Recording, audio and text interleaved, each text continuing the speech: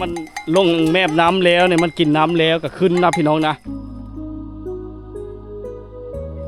สบายดีพี่สาวยังไงเนี่ยเอาเจ้าเลี้ยงควายป่ะเนี่ยบรรยากาศให้ชนบทพี่น้องชื่อนั่นเลยเจ้านะว่าดาวเลี้ยงควายน้องไม้พี่เลยเนี่ยเจ้าหามาเนี่ยน้ำไม้กระชายทำไม่เอาเดี๋ยวถึง กินลาย อันนี้ลูกชายชาวนา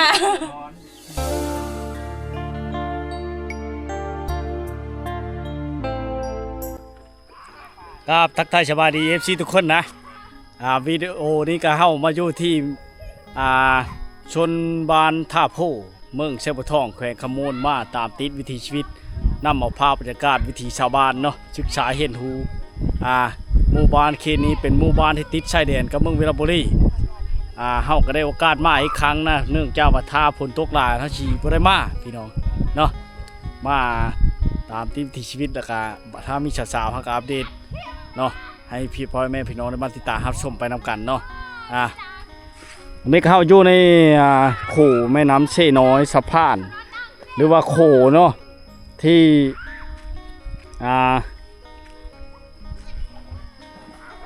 ที่ชาวบ้านเขาเจ้าสร้างขึ้นเองนะบ้านท่าโพเลยทุกคนเนาะชาวบ้านเขาเจ้าจะปีนวันเก็บได้ปีนวันเก็บมือหนึ่งจะถืออยู่ครอบครัวหนึ่งถ้ารถผ่านลายถ้าดวงดีจะได้จะโชคสมานเนาะนี่พี่น้องขัวไตนี่รถซี่ล้อก็ไปได้พี่น้องรถไถนาโดยเฉพาะรถไถนารถจักรมอเตอร์ไซค์เนาะถ้าเป็นรถใหญ่ก็ได้อยู่พี่น้องแต่ว่าลากแก้นักบ่ได้แก้เข้าหรือแก้อย่างต่างๆเนาะได้ว่างกลางนี้จะเป็นบอนนั้นได้พี่น้องเลยเป็นบอนเก็บปีนะเพราะว่าชาวบ้านเขาสร้างขึ้นเองหอดย่ามน้ำมาเลย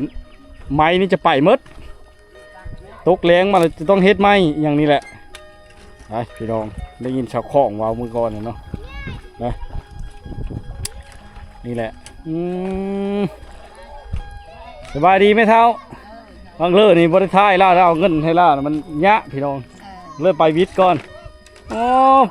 ไปกามากายเลยอิงตามแบบเพิ่นมั่นมากเลยต้องได้เก็บเนาะขันบ้านเองเราไม่ได้เก็บไม่ยั้งกันนี่นะเขาได้ปลาตึกกิลุงนั่นบ่เนี่ยได้ปลาตัวเดียวนี้ก็แล้วโอ้ยบอกกูมากินเนาะไม่ได้คนพลาดลายบ่มันนี่ไม่ได้ผ่านเลยบ่มีเนาะมันนี่เนาะบ่มีคนไม่ได้ผ่านอีกตามโชคตามมานว่านนี่เขาผ่านว่านนี่พันทึกของเขาบ้านนี่ถือบ้านนี่มันนี่เป็นถือของแม่นี่โดยผ่านลูกเอ้ยสร้างขึ้นแต่ใดมาเลยบ่นี่นะบ้านฮอดฝนย่ามฝนได้ชะมันยังอยู่คือเก่าอ่ะไปหมดปีหน้าเอ็ดดี้พอได้แก้ไขบัดฝนตกเลยล่ะเลยใช้บักเนาะบ่นี่บักกันได้แล้วโดยถ้าฝนตกมากก็บ่ย่านเนาะนี่แหละพี่น้องบรรยากาศในบ้านชนบทเนาะอันนี้คือแม่น้ำเชน้อยเนาะพี่น้องที่เฮาได้เห็นนี่จะบ่มีการบกแห้งน้ำนี่จะใสได้ไหลมาแต่ทางเหนือพุ่นแหละเนาะแล้วก็บางบ่อนเขาเจ้าจะฮ้อนค่ำได้สายแม่น้ำสายนี้แถวเมืองวิลาบุรีในแม่น้ำเชน้อยแม่น้ำเชกอกหลายแม่น้ำเนาะจะมีค่ำพี่น้องเขตนี่ได้มือก่อนเขาไปบ้านห้วยช้านก็เห็นเขาเจ้าฮ้อนอยู่พี่น้องเดี๋ยวเรามาติดตามรับชมน้องกันเนาะบ้านนี้ก็ติดกับแค่แม่น้ำเชน้อยเป็นบ้านที่ชนบทห่างไกลซอกลีกปูปลาหน้าน้ำกระลายพี่น้องเนาะนี่คือเส้นทางเข้าหมู่บ้านเขาเจ้านะเขาจะแปลงปีนี้เลยพี่น้องแปลงลงมาจนฮอดโซนบ้านนี้เนาะแล้วก็ลงไปแม่น้ำเชน้อยนี่นะพี่น้องนะเนาะบ้านนี้จะมีเพียงแต่18หลังคาพี่น้องเป็นหมู่บ้านชนเผ่าบลูแต่ว่าหูภาษาพุทธไทยดีว้าวภาษาพุทธไทยนำแน่เพราะว่าอยู่คือคนละพระเช่เนาะแต่ว่าเฮาข้ามเช่ไปพระนั้นประมาณ4 กิโลก็ฮอดอันนั่นได้พี่น้องฮอดบ้านปลาพังเน่าได้โมเมนต์ว่าจุเช่ได้บ้านปลาพังเน่ายับไปไกลพุ่นได้พี่น้องเลยเนาะบ้านปลาพังเน่าจะติดกับแม่น้ำเช่บ้ายทุกคนเลย หมู่บ้านเนี่ยจะเป็นเฮิร์นไม้หลายโชว์ลายเป็นผาไม่ชี้ผากระเตะเป็นเฮิร์นหลังเก้าแก่หลักๆเนาะจะมีชัดเลี้ยงหลายชนบทเขตนี่พี่น้องเอ้ยเฮาได้เข้ามาเนาะถึงบ้านสีเล็กๆน้อยๆแต่ว่าเงียบสงบแล้วก็หมู่บ้านที่เริ่มได้ไฟฟ้าแล้วได้ไฟฟ้าเข้ามาแล้วนะพี่น้องเอ้ยนี่ไม้ตอกของตาเลยก็มีการพัฒนาในเฮ็ดเฮิร์นก่อนำแน่นะขั้นใดก็ลักๆยังเป็นกังเว้นยืนกลางคืนนอนย่ำค่ำจังน้อยนะจะเห็นชัดเลี้ยงเขาเจ้ามาหลายทุกคนได้ที่หมู่บ้านแห่งนี้หลายขนาดพี่น้องเอ้ยชาวบ้านเขาเจ้าก็ช่วงนี้เพราะว่าบ่ทันได้ดำหน้าเด้บางเทื่อก็ดำแล้วก็บ่ยักเนาะเพราะว่าฝนบ่ตกปีนี้ฝนแรงพี่น้องเอ้ยบ้านชวนสบายดีพักเอ็ดพี่เลิศน่ะนอนลิ้นเย็น นอนลิ้นเย็นดำน้ำกับฝนบ่ตกฝนบ่ตกเนาะกาสิตายไปเลยเนาะ ยังบ่ตายแล้วกะยังนอน กาถุนบ่เอ้ยกาถุนมันทนเนาะ แม่น ก็เลยมีแต่ไปหาอยู่หากินหาหน่อไม้เนาะ แม่นแหละ ได้อยู่บ่หาหน่อไม้ในบ้านเฮานี่ อึดอยากผุดหน่อไม้ มุดบ่ยะหน่อไม้น่ะ บ่ยากหน่อไม้ คันแนอื่นน่ะอึดยะ อึดอยาก เ ป่าเชื่อมีอะไรมีได้ป่าเชื่อ เชื่อหาเชื่อตึงแหเชื่อมองแท้เช่นี่ได้สาแขกเคยเช่ นนั่นก็ดี นอนพักผ่อนเนาะ นอนพักผ่อน เย็นเนาะต้นไม้หลายบ้านเฮาเช้ายังเละย่างไปบางใดเลย นักดาว เช้าดาวเราไปเพิ่นน่ะไปหน้าบ่ ไปใหญ่ควายแม่ว่าอ้อบึงควาย ไงควาย มีแนวเอ็ดเนาะคือชาบ่อึดอันแห้งแล้งปีนี้เนาะป่านี้ยังบ่ได้ดำหน้าอยู่ ป่ามันยังดำนาอยู่ บ่นอนก็ตอนแรกมาชาวบ้านเขาเจ้ามานั่งเต็มอยู่นี่แล้วเนาะนี่เพิ่นรถไถก็เป็นบ่อนนอนเลยนอนลิ้นเย็นเนาะสะดวกสบายไปอีกแบบเนาะ ไปอยู่ โอ้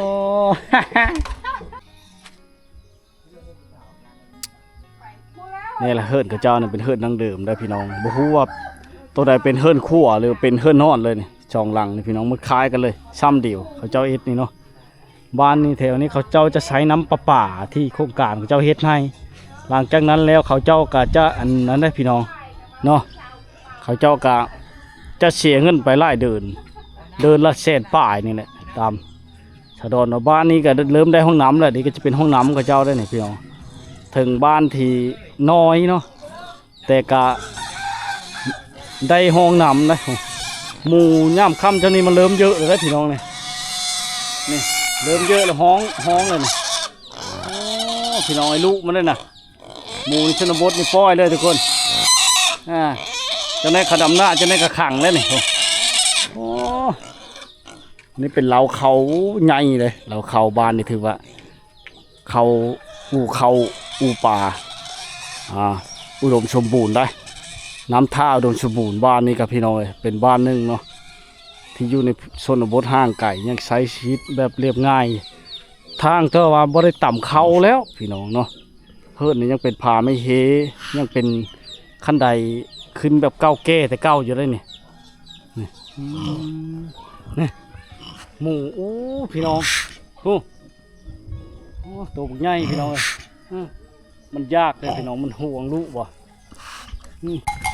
เฮ้ยย่ามแรงไปเลยข้าเจ้าไล่ควายมาพี่น้องเลยไล่ควายมาแรงเลยได้นี่โอ้จนเล่นมากนะมันคือเล่นบ่ว่ามันคือเล่นยานแท้มันยานแถวบ่ลงแม่น้ำบ่โอ้มันเยอะน้ำเจ้าไล่มาบ่ห้ามโอ้ชงผมข้างลีเนาะโอ้เลิกลีพูแล้วลงเลยไล่ควายมันเยอะน้ำแห้งมันเล่นลงไปน้ำเช่น้อยพอเลยพี่น้องเอ้ยเฮิร์นข้าเจ้าก็ยังเป็นเฮิร์นนั่งเดิมเฮ็ดพี่เลอนะบ่ฮะเขาคว้างอยู่พี่น้องเอ้ยจักเล่าเฮ็ดทีเลยกินตอนแรกๆนั่นนี่แหละบรรยากาศย่ำแรงๆที่หมู่บ้านชนบทเขตนี่นะบ้านนี้ก็ถือว่าเริ่มสิได้ทางดีแล้วนะพี่น้องนะเขาเกตเธอพี่น้องนะแต่บรรยากาศชำนี้นี่เขาเจ้ากำลังเริ่มมาแต่ให้แต่หน้าพี่น้องเลยเนาะ บ่ค่อยมีไผอยู่เฮิดนะเฮ้ยมีก็จะพวกแบบหาอยู่หากินมาเรียบร้อยเลยนะพี่น้องชัดเล้งเขาเจ้าในปล่อยตามบ้านเลยหรือว่าเอาไว้ตามเดินพี่น้องมีเดินกันได้คู่มือนี่เขาเริ่มมีการเปลี่ยนแปลงชั่วหลายเฮิรนชาติล้านเปนี่อันลังค่ามันพี่น้องเนาะจะพวกผ่ามันเสามันนี่จะใส่เสาเก่าแก่ดั้งเดิมตะกี้ใส่ขวานทะอย่างต่างๆแต่เก่าเนาะเสามันหรือว่า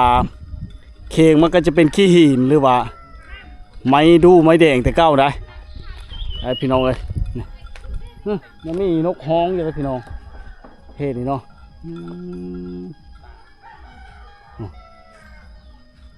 ชนลายจะมีรถไถหน้าเกือบว่าคู่เฮิร์นนะชนบทเขตนี่เนี่ยเสื้อน้ำกินเขาเจ้าพี่น้องกระตุกน้ำมันเครื่องอย่างต่างๆเนาะ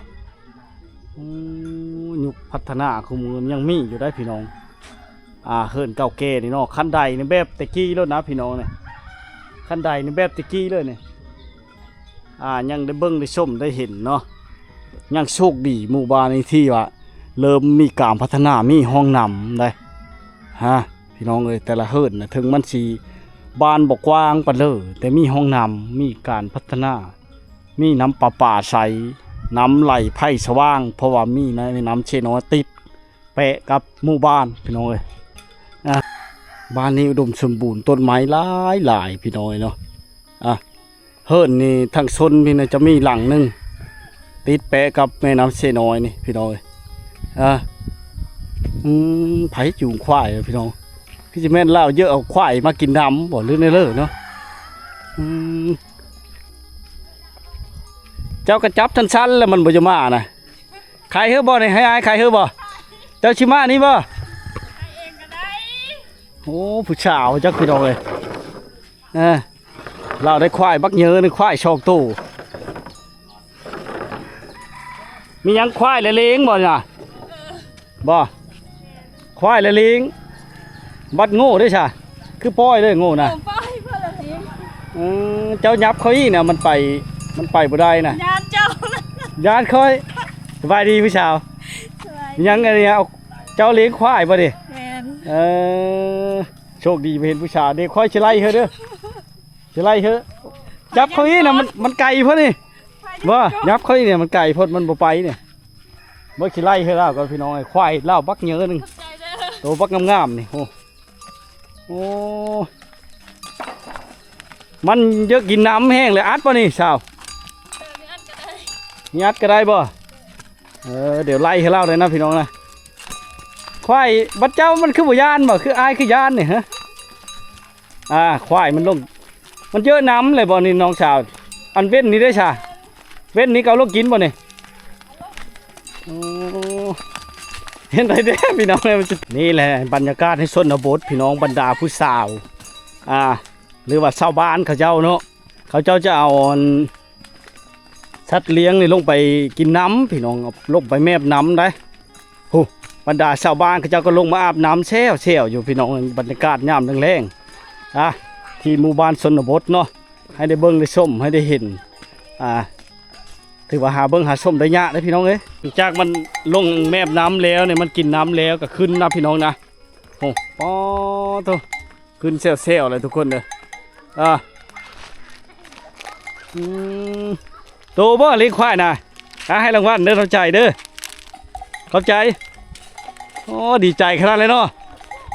เล่าเลี้ยงควายพี่น้องนี่แหละหมู่บ้านชนบทเนาะเล่าเลี้ยงควายแล้วก็ไปไล่เมื่อแล้วมือแรงนะพุได้พี่น้องเข้าโคได้มาแรงได้นี่เราลงมาแมบน้ำพี่น้องมันกินหลังจากกันมันสิโป๊บวันนี้ไปไกลนี่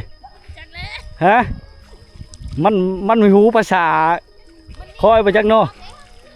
ควายแล้ว2 ตัวนะพี่น้องเรามาผู้สาวได้เนี่ยนะผู้สาวบ่ชื่อนั่นเลยเจ้านะบ่ดาวน้องดาวดาวอะไรเนาะ ดาวเล็กควายพี่น้อง2 ตัวนี่ควายเจ้านะแม่เละเท่า2 ตัวเขาไล่ขึ้นเยอะๆได้ควายเพื่อเลยจ้ะควายเขา ควายเขาควายเขานั่นน่ะย่ามนี้แหละต้องได้ผู้บ่ย่ามแรงเลยซะ ขาดไปหาเด้ เออ ยันแรงกับป้อยยันนี่ก็เอามาพูคันไปหาเท่า2ตัว ฉันเลยมันเข้าตะกร้าเขาเนาะจังได๋เนาะ แม่น ไปโทษย้อนได้เนาะ มันไปใกล้ บ่ทันได้นำหน้าบ่ ยังกระแดงอยู่ มันกระแดงอยู่โอ้ตกใจมัดยังมันยานเขานี่บ่ ยัดกอง จัดกองควายกะโอ้ยนะพี่น้องเอ้ยควายละ2โตนะพี่น้องนะบรรยากาศยามแรงๆชาวดาวเลี้ยงควาย วันโลกจ้าเล่นควาย เบิ่งคนสิบ่คือเลี้ยงควายเดี๋ยวคนงามๆนี่พี่น้องเลี้ยงควายคือสิแพงมาขนาดเลยเนาะบ่ได้ขายเลยแหละ เอาไว้เต็มโฟ เอาไว้แต่งโผโอ้หากเห็นผู้สาวโชดบ้านนี่แหละพี่น้องเอาไว้แต่งโผนะ เอา ในนั้นบ่ทันได้สร้างครอบครัวนี่จักปีแล้วนี่20 ปี สาวหาแล้ว 25 ปีเลยบ่ทันเคยสร้างครอบครัวจักเธอไปขึ้นเลย กินน้ มันบ่ทันได้กินน้ำบ่โอ้ยควายกับยานพี่น้องไอ้ยานมือกองมันนี่เฮ็ดมันกินน้ำกันนะพี่น้องนะบรรดาสาวๆมาเห็นสาวงามบ้านป่าเลี้ยงควายช่องโตมันคือมีกินเลยบ่มันดีใจไอ้มาบ่จักได้เข้ากอง ำแล้วจะไม่ เอ้ยพี่น้องเอ้ยแม่ต้อยเลยนะเล่นย่ามแรงๆไม่ได้ลงมากินบ่ผู้สาวบัดย่ามมันนั้นได้ซะย่ามต่อเทงได้สตักขึ้นเฮือมันบ่ ตอนเท่งก็เอาลงมา ดุหรือเจ้าเนาะ จำเป็น คันได้ควายลายก็นี่แห่งดุเลยเนาะ โอ้ไม่ได้ดุได้ไม่นี่น้องชายไปเว้ย น้องชายไปเวะปกติเจ้าบ่ชูอยู่บ้านบ่คือบ่เห็นมาหาก่อนนี่ก็ ไม่เห็นเด้อล่ะ บ่เห็นมามื้อก่อนนี่ก็ ก็เอ้ยนั่งดอนเด้ เจ้าอันไหนจะค่อยจะขายกันเนาะโอ้สาวดอนอยู่เฮิรนบ่มื้อนี้เนาะยังบ่ได้ไปฮอดเด้ อยู่เอิ้นนะดิ้งท โอ้เลงประจำเลยเจ้าเนาะ ำแล้วก็เล้ง มีได้ปุมันต้นบ่ปีนี้ นี่จ้ะ มีได้ปุช้ำเอาเป็นในเลิศเลยมันไม่ได้ผู้เอ็ดนำ ไม่ได้เอ็ด เจ้าบ่ได้อยู่เฮิรนบ่ซะ ใครไม่ ทอยเบะ อยู่กันดำเดิน2เดิน ไปเฮ็ดเวะบ่ แล้วไปเวะกับหาลิน เฮ็ดเวะอยู่เฉยเลยชั่วหลาย หาลิน หาลินบ่แม่นดอกหาลินซื่อๆเฉย เอา พอได้แก่เนาะบ่ได้ชูอยู่เฮิรนไปเฮ็ดงานเฮ็ดเวะเลยบ่ได้ช่วยครอบช่วยครัวเลยเนาะสาวโชดแสดงว่าแล้วหน้านี่บ่เห็นแล้วมาเถอะเนาะ แม่นบ่ เห็นอยู่ ยันมีเห็นซะแล้วผู้สาวงามนะ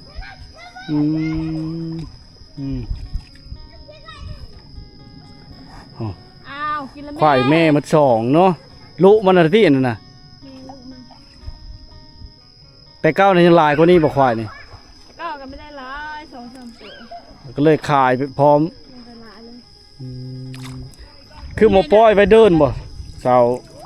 ดาว ฮัลโหล ว่าคือบ่ปล่อยไว้อยู่เดิน ปล่อยมันไหล มันไปบ่เอาบ่ได้อยู่เดินชูเจ้าบ่มีเดินบ่เดินเลี้ยงงูเลี้ยงควายน่ะแบบเดินบ้านนี่น่ะชูเจ้าเอิ้นได้เลยใช่ภาษาจ้ะ ปล่อยทั้งโลกอืมไปไปเด้จ้ะ ควายนี่มันไปเนาะมันขึ้นผู้พุ่นบ่ มอมันไปโซ่ก็โอ้มันได้ดีกันมันไป ฮั่นปีงจับมาแล้วบาดนี่ปีงจับเลยน่ะตื่นน่ะว่า การแค่แล้ว ยานคอนี้กูอีหยังควายยานผู้ชาวก็ยานบัดนี้ผู้ชาวก็ยานนี่ยานกองไปจุงมือมันยานเขาน่ะ นี่นะ เด้อค่อยขึ้นก่อนเด้อเฉยเด้อจำยานเด้อ โดย มาอะไรแต่ไปเลี้ยงควายน่ะว่าฉันก็อารมณ์ดีเท่าผู้ชาวดาวนี่ฮะบ่จนมื้อแหละผู้แลควายจ้ะน่ะ ควายกำนันหึนกระดอก บ้ามันหึนแล้วบ่ แม่หึนแล้ว